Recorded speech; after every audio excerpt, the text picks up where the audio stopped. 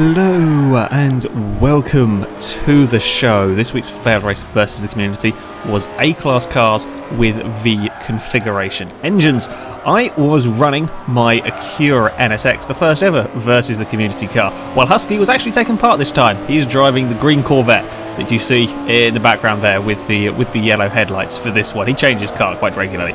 Into Mags and Becky's, I got a big shunt from a Mustang. Not as big a shunt as somebody in a Viper got, that ended up facing the wrong way. Everybody did very well to avoid the stricken Viper to survive all of that. There was some busyness going on. There were cars everywhere. I managed to escape through the middle of it all somehow, and with my slightly broken NSX, I had survived the worst of the of the opening lap. Husky had got away a little bit better. He'd done a better job of avoiding the silliness and slight carnage that was going on, and was up with I think it was a Lotus Esprit and a Datsun. He thinks about trying to do the cutback on the first part of the corner, can't quite make it stick. Lotus hits the curb pretty heavy, ends up running a little bit wide, and Husky finds a gap. There's just about room for a Corvette in there. They both run quite wide on the exit.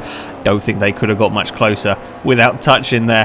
But Husky manages to get in front as they head up towards the next chicane. I was still in the middle of all the craziness that was going on, and Alfred outbraked himself and was on the grass. I tried to go around the outside of a 250 GTO through bridge. It didn't quite work for me.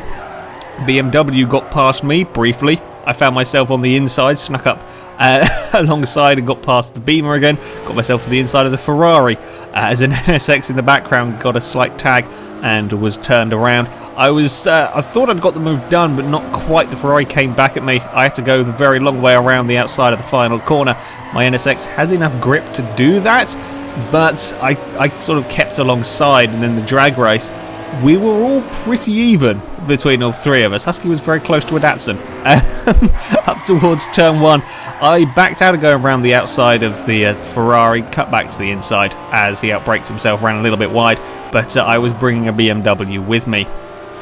Further back, there was plenty of close racing in this one, which is what we always like to see. Here we had an NSX, a Datsun, and I think it was an Alfa Romeo. Yes, it was an Alfa at the front of this train, coming off the long straight. The Alfa and Datsun both run wide, and it's a good cutback from the NSX to almost get 2 positions back. The Datsun keeps on the inside. NSX tries to be brave. I'm not sure if that's a lock-up or whether that's just a slightly laggy replay. Forza does that sometimes. Either way, the NSX outbraked himself and couldn't quite get past the Datsun. Still a pretty good move, though. Further up, and I'd caught up to the back of Husky's Corvette, proceeding to try and go around the outside. The first bit of the chicanes gets to the inside for the next. We don't touch, we make it through there, but the acceleration of the Corvette is just enough to keep ahead. I get pushed through bridge right on the back of the Corvette. I tried to get to the inside, just can't quite do it. Husky does a good enough job of defending, and the BMW gets the pair of us. Good opportunistic manoeuvre there from the BMW. Very good double overtake to get past the pair of us. The BMW though runs wide through the final corner. Husky's having a look. BMW makes a meal of the exit of the corner, goes across the grass, a little bit of rallycross going on. Husky gets a good exit, I get an even better exit. And as we come on to the straight, it's 2 wide, and I'm trying to make it 3 wide, and I've got the best drive of the lot of them. I go for the middle, Husky goes to the inside.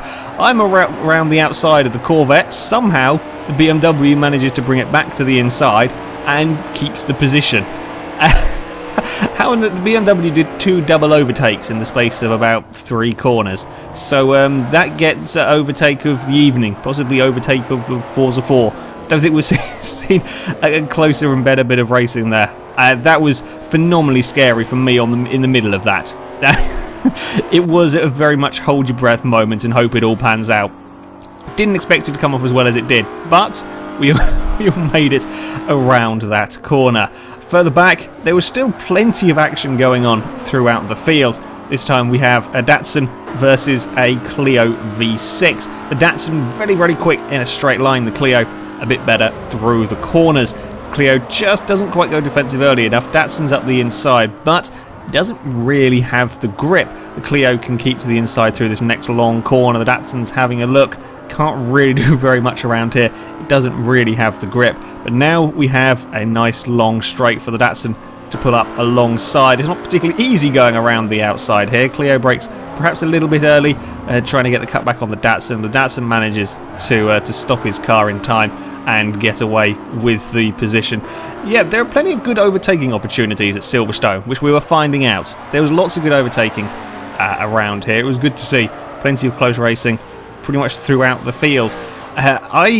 Once I'd cleared Husky, I very quickly caught up to the battle for third place. My NSX was indeed very, very fast around here, but I struggled with overtaking because I lacked the straight line speed of this little group. Ferrari was the quickest in a straight line, the BMW was the second quickest, while I was the slowest. But through the corners, that speed order was reversed, which yeah, made for an interesting contest. Up towards the next corner, the BMW just outbrakes himself a little bit, gives the Ferrari a nudge, slows himself down though, so I shoot up the inside of the BMW, and then I have so much grip in my Cura, I can just get up the inside and simply outdrag the Ferrari. Problem is, I am now on the outside for the next corner. Luckily enough, I have good enough brakes, can scoot around the outside of the Ferrari. The BMW makes his presence known as he goes around the outside of the Ferrari as well.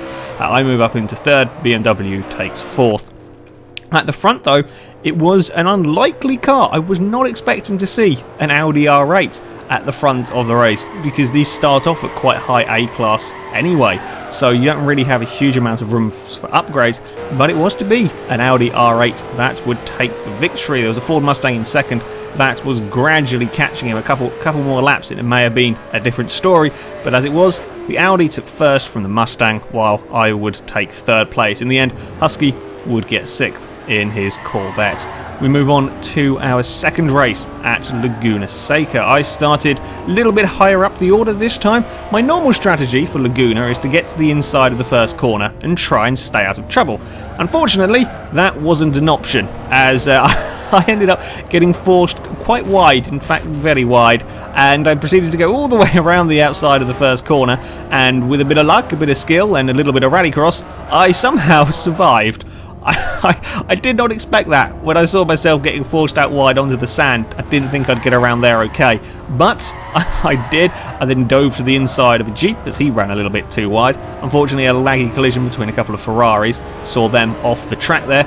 I was now up to the back of a Mustang. Tried to be brave around the outside of this corner here, but couldn't really do it. The Mustang has got the straight line speed, the acceleration on my Acura. At the top of the hill, the Mustang gets brave, goes to the inside of a D Tomosa. They both run wide, and I get a double overtake this time to move up through the field. I think it's the most double overtakes we've seen in a Versus the Community in the first two races here. There was an almighty collection of cars at the top of the corkscrew, and unfortunately a laggy bump would see Husky's Gibble and somebody else got spun around at the corkscrew. Unfortunately, can't do a huge amount about the lag that goes on. It was generally better though today. It was much better than it has been. But yeah, when there's that many cars together, just a tiny lag bump can cause a really, really big crash. Yeah, as I said, the field did get a little bit spread out. There were a few broken cars from that lag bump, but there was still plenty of vehicles close together.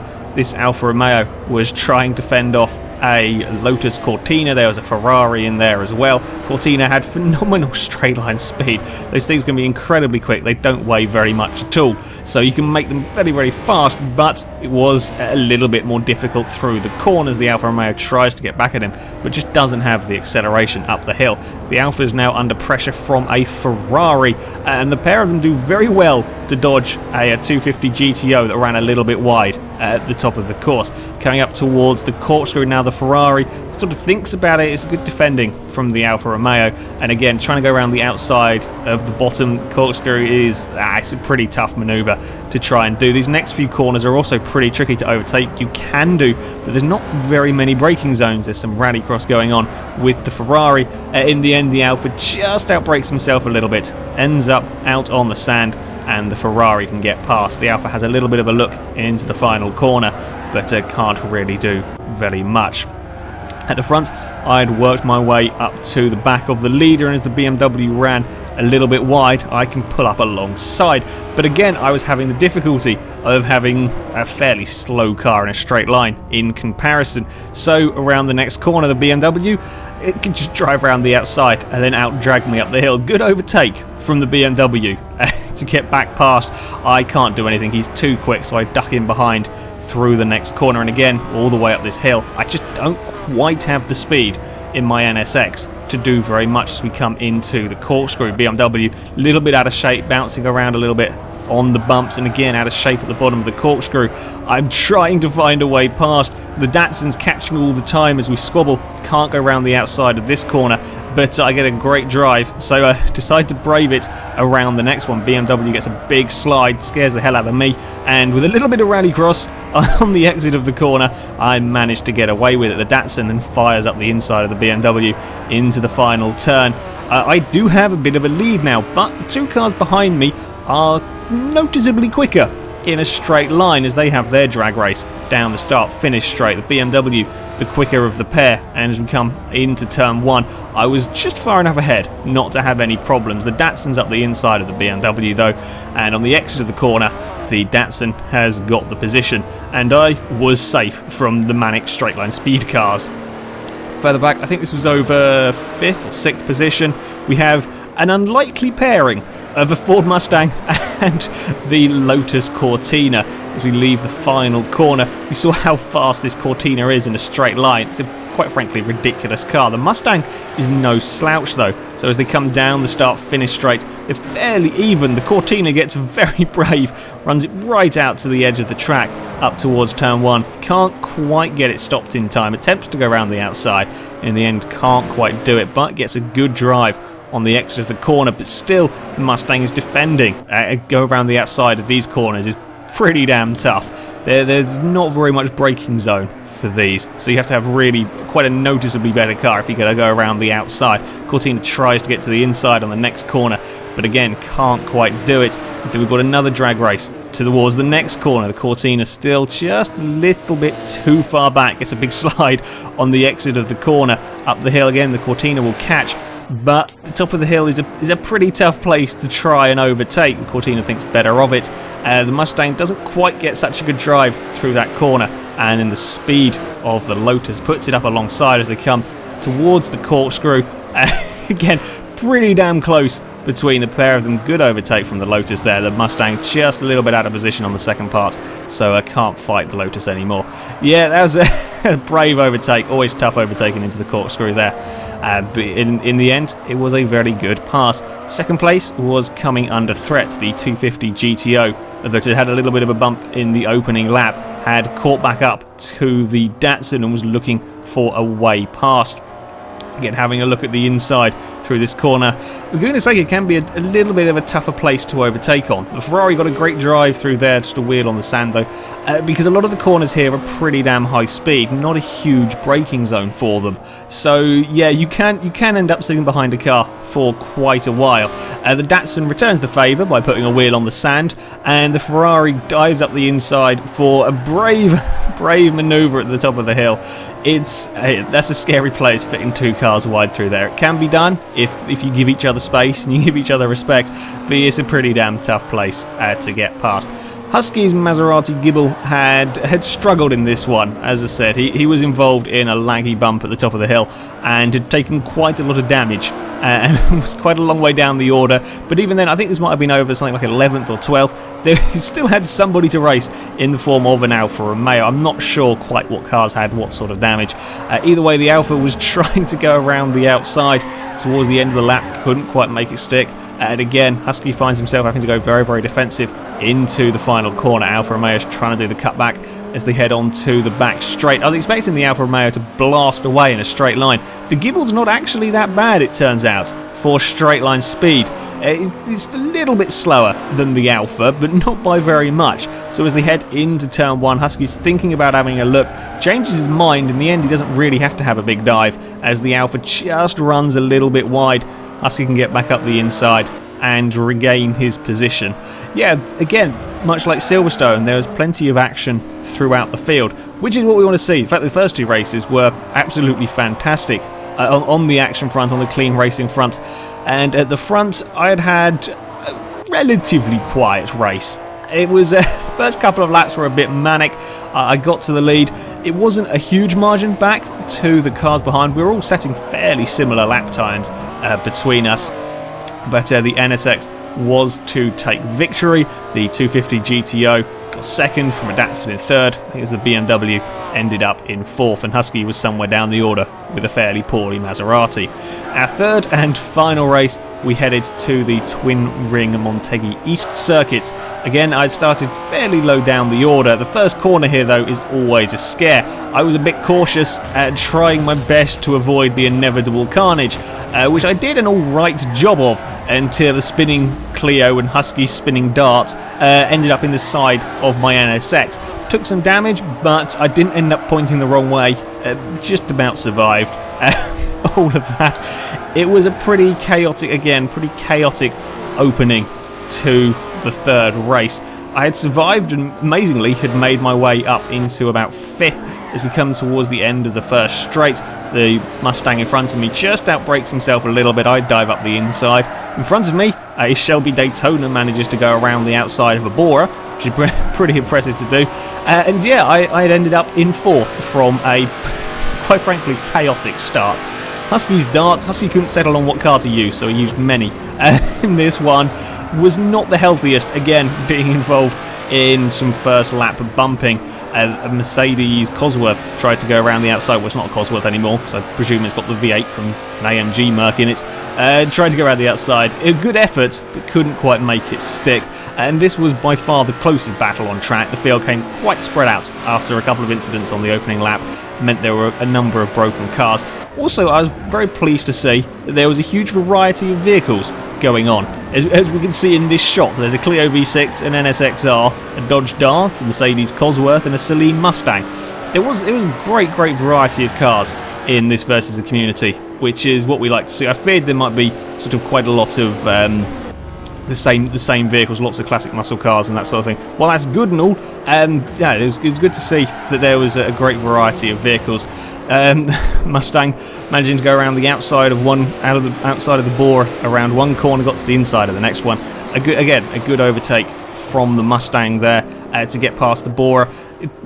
Presuming it counts the Bora as a V engine, despite the fact that there's a kind of a VR6 in that one. I think the Bora has a VR6 or VR5. Slightly different engine, but I guess Forza counts it as a V. Anyway, at the front, things were quite spread out, really. Between the leader and second place, there's about 3 or 4 seconds, and between second and third, it was again about 3 or 4 seconds, and this gap just never changed. I couldn't catch second couldn't catch first, and we were all lapping roughly the same. It could have been quite an interesting race had we all been together on the track, but as it turned out, we could all just about see the car in front of us, but not really do very much about it. Another Shelby, always good to see lots of Shelbys. Indeed, this time a Cobra manages to get up the inside of Mercedes on the exit of one corner, but that puts him on the outside for the next, and it's a long way around this one.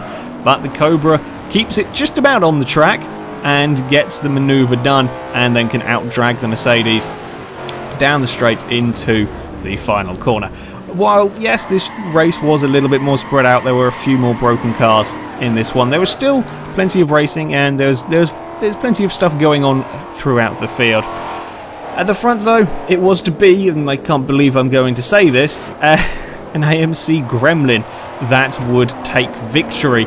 For the last 3 or 4 laps, as I said, this group, us top 3, we just remained at a sort of complete status quo with nobody closing at all.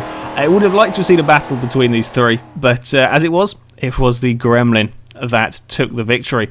So there we go, that is it for this versus the community. The first 2 races were really very good. Lots and lots of close racing going on. The third one, there was still some close racing. It was a shame there was a couple of big crashes on the opening lap, but yeah, there was still plenty of good racing in this one.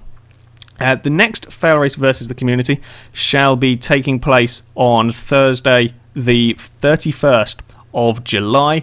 We shall be racing C-Class Classic cars made in 1980 or earlier. I think it will be interesting to give them a go. It's a slightly lower class than we have done before. If you want to sign up and take part in this, then you can go to our forums. There will be a link in the description. Find the FailRace Vs The Community section and you can sign up in there. The races will be taking place from 7 PM British Summer Time onwards. However, that is it for today, so thank you very much for watching, and until next time, goodbye.